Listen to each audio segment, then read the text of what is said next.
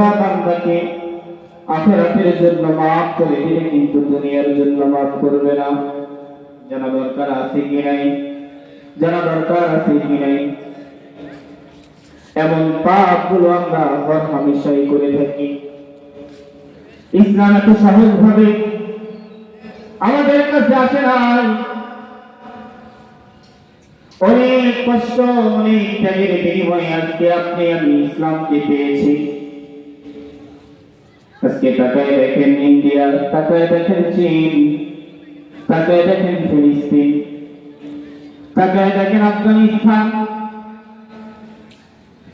সেখানকার মুসলমানেরা কত কষ্ট করে বসবাস করছে, ইসলামের জন্য নিজের জীবনটা পর্যন্ত দিয়ে দিতেছে। কিন্তু আজকে আপনারই মুসলমান, আমার বাবা ছিল মুসলমান, দাদা ছিল মুসলমান, বাবা মারা গেলে বাবার রেখে যাওয়া সম্পদ যেরকম পৈতৃক সম্পত্তি হিসেবে ভাগ বাটোয়ারার মধ্যে পড়ে যায়, আমার মা ছিল মুসলমান, বাবা ছিল মুসলমান, জন্য সেই পৈতৃক সম্পত্তি হিসাবে আজকে আপনি ওই মুসলমানের ভাগ পেয়েছি। কথা ঠিক কিনা বলেন? ইসলামের জন্য আপনি আমি কি কোনো জিহাদ করেছি? কোন মার খেয়েছি? কি এমন ত্যাগ স্বীকার করেছি? আজকে আপনার আমার জিন্দেগির মধ্যে কোনো ত্যাগ স্বীকার নাই। কারণ ইসলামকে সহজভাবে পেয়েছি। সহজভাবে যেই জিনিস আমাদের কাছে এসে যায়, এই জিনিসের কোনো মূল্য থাকে না। মুসলমান ভাইরা আমার, রাসূল আকরাম সাল্লাল্লাহু আলাইহি ওয়াসাল্লাম এই ইসলামকে টিকিয়ে রাখার জন্য কেমন পরিশ্রম করেছেন, কি সমস্ত রাস্তাগুলো আমাদেরকে বলে দিয়েছেন, আজকে আমরা সকলেই জানি। যেহেতু আজকে শুরুতেই বলেছি, আল্লাহ তাআলার রহমত আমাদের ভালো লাগে না, আল্লাহ তাআলার বরকতগুলো আমাদের ভালো লাগে না। কি কাজ করলে আল্লাহ তাআলা রহমত নাযিল করবেন, বরকত নাযিল করবেন, এগুলো আমাদের ভালো লাগে না।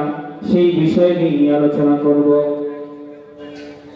রাসূল আকরাম সাল্লাল্লাহু আলাইহি ওয়াসাল্লাম হিজরত করে মদিনায় চলে গেলেন বনু মুসতালিক যুদ্ধের জন্য।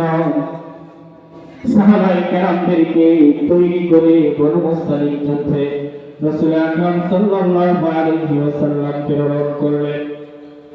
ইতিমধ্যে পর্দার আয়াত নাযিল হয়েছে।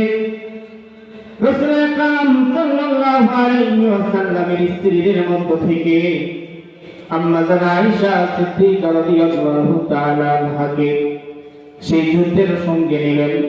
পর্দার আয়াত যেহেতু নাযিল হয়েছে, এই জন্য আম্মা জান আয়েশা সিদ্দিকা রাদিয়াল্লাহু তাআলা আনহা যেন পর্দার সহিত সেই যুদ্ধের স্থানে গমন করতে পারেন, এই জন্য পর্দা বিশিষ্ট একটি আসন তৈরি করা হলো। তিনি ছিলেন অনেক শুভ্র প্রকৃতির মানুষ, তেমন একটি ওজন ছিল না, জীর্ণ ছিল না একটি মানুষ।